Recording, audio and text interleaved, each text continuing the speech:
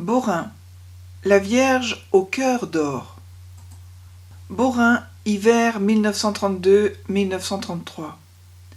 Un événement exceptionnel, dans un contexte exceptionnel. Nous sommes à une époque froide et noire, les prémices du drame de la Seconde Guerre mondiale. C'est alors qu'une lumière apparaît dans la nuit, la Vierge au cœur d'or. À 33 reprises, du 29 novembre 1932 au 3 janvier 1933, la Vierge Marie apparaît à 5 enfants, Fernande, Gilberte et Albert Voisin, respectivement âgés de 15 ans et demi, 13 ans et demi et 11 ans, André et Gilberte de Gimbre, 14 et 9 ans. La Vierge apparaît au-dessus d'un pont de chemin de fer, puis sur une aubépine dans la cour de l'école. Les événements se sont déroulés dans le jardin du pensionnat Notre-Dame du Sacré-Cœur, tenu par les sœurs de la doctrine chrétienne de Nancy. Le 29 novembre, alors qu'il vient de sonner à la porte du pensionnat, Albert se retourne, regarde dans la direction du talus du chemin de fer tout proche et s'exclame « Regardez la Vierge qui se promène au-dessus du pont !» Il voit une femme habillée de blanc, toute lumière, qui marche à 1 mètre au-dessus du pont. Lorsque les filles se retournent à leur tour, elles peuvent aussi apercevoir la belle dame, tout comme Gilberte qui arrive peu après de l'intérieur du pensionnat. Leur première réaction est l'affolement. Apeurés, ils retournent chez eux en courant, mais décident quand même de revenir chercher Gilberte à la même heure le lendemain soir. Les enfants aperçoivent entre ses bras ouverts, en signe de revoir, son cœur tout illuminé, tel un cœur d'or. D'où l'appellation Notre-Dame de Beaurain, la Vierge au cœur d'or. Le 30 novembre, la Sainte Vierge leur apparaît de nouveau au-dessus du pont, également le 1er décembre. Mais cette fois, elle rejoint les enfants quand ils passent près du hou du jardin, puis sous une branche de l'aubépine près de la grille d'entrée. Elle apparaît debout, sur un petit nuage qui cache ses pieds. Elle est vêtue d'une longue robe blanche, traversée par 3 fins reflets bleus. Ceux-ci partent de son épaule gauche et disparaissent au bas de la robe sur la droite. Sa tête, dont sortent de fins rayons de lumière, formant comme une couronne, est recouverte d'un long voile blanc qui tombe sur les épaules. Elle tient les mains jointes et sourit. « Que voulez-vous ? Dites-nous qui vous êtes. » Le 2 décembre 1932, à la question des enfants « Que nous voulez-vous ?» Marie parle pour la première fois.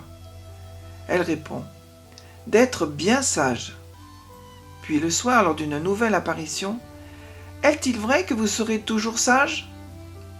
Le 8 décembre, les enfants tombent en extase durant 1 quart d'heure. Elle était plus belle que jamais, diront-ils. Le 17 décembre, Marie demande une chapelle. Le 21 décembre, à la question « Dites-nous qui vous êtes », Marie se nomme « Je suis la Vierge Immaculée ». Le 23 décembre, « Pourquoi venez-vous ici ?» Réponse « Pour qu'on vienne ici en pèlerinage ». Le 30 décembre, « Priez, priez beaucoup ». Le 1er janvier 1933, elle répète encore « Priez toujours ». Le 3 janvier, Marie confie un secret aux 3 plus jeunes. Elle promet « Je convertirai les pécheurs ». Elle se nomme à nouveau « Je suis la Mère de Dieu, la Reine des cieux ». Elle demande « Aimez-vous mon fils ? M'aimez-vous ? Alors sacrifiez-vous pour moi. Adieu. » Les premiers examens médicaux, tests cutanés et oculaires sont entrepris. Un rapport conclut. L'observation sérieuse de la série des phénomènes permet d'écarter toute hypothèse d'hystérie, d'hallucination collective et d'hypnose. Les expériences faites le 8 décembre forcent à écarter toute idée de simulation. 2 guérisons ont été reconnues comme miraculeuses. Après donc une enquête minutieuse, André-Marie Charru, l'évêque de Namur, reconnaît le caractère surnaturel des faits le 2 juillet 1949 et le culte public de Notre-Dame de Beaurain est autorisé. Depuis lors, de nombreuses personnes se rendent à l'aubépine sous laquelle Notre-Dame est apparue. Les infrastructures d'accueil se sont développées. La Vierge avait demandé une chapelle le 17 décembre 1932.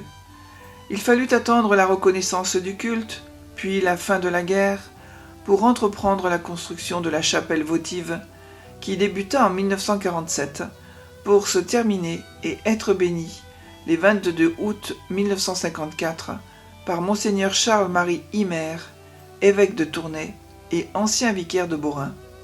Le jardin des apparitions va subir de multiples aménagements.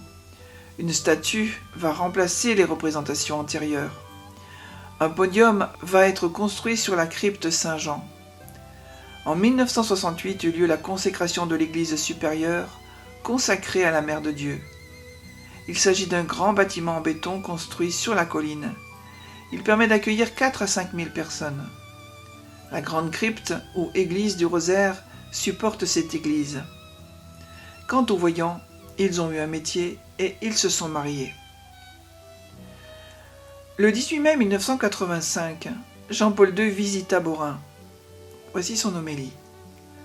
En vérité, je vous le dis, si vous demandez quelque chose à mon Père, en invoquant mon nom, il vous le donnera.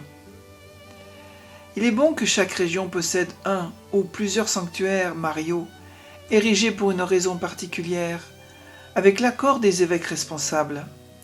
C'est là que se concrétise la dévotion mariale, si importante dans la foi catholique, et bien mise en lumière par le Concile Vatican II, au sommet de la Constitution sur l'Église. Marie a apporté à l'œuvre du Seigneur une coopération absolument sans pareille. Par son obéissance, sa foi, son espérance, son ardente charité, pour que soit rendue aux âmes la vie surnaturelle.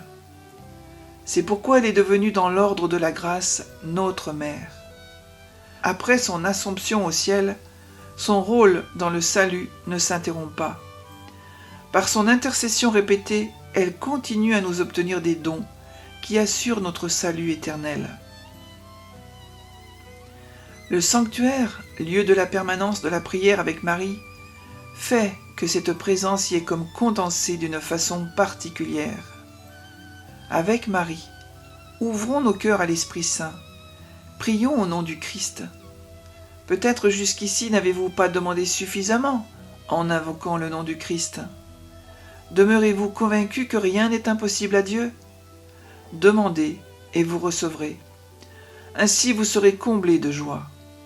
Oui, les vocations sont le fruit de la prière, elles sont la source de la joie de l'Église. Amen. Prière à la Reine au cœur d'or. Notre-Dame de Beaurain, Vierge Immaculée, porte à Jésus ton Fils toutes les intentions que nous te confions aujourd'hui. Mère au cœur d'or, reflet de la tendresse du Père, regarde avec amour les hommes et les femmes de notre temps, et comble-les de la joie de ta présence. Tu as promis de convertir les pécheurs, fais-nous découvrir l'infinie miséricorde de notre Dieu. Éveille en nous la grâce de la conversion, afin que toute notre vie devienne le reflet de cette miséricorde. Sainte Mère de Dieu, penche-toi sur nos misères, console-nous dans nos peines, donne force et réconfort à tous ceux qui souffrent. Reine des cieux, couronnée de lumière, aide-nous à grandir dans la foi, l'espérance et l'amour, et nous pourrons rendre grâce sans fin. Tu as mis Jésus au monde, puissions-nous par la prière, le partage de sa parole et le témoignage d'une vie remplie d'amour et de joie, le faire naître dans tous les cœurs. Fais que chaque instant de notre existence soit un oui à la question que tu nous poses aujourd'hui. Aimez-vous mon Fils? M'aimez-vous? Alors, le règne de Jésus viendra dans le monde. Amen.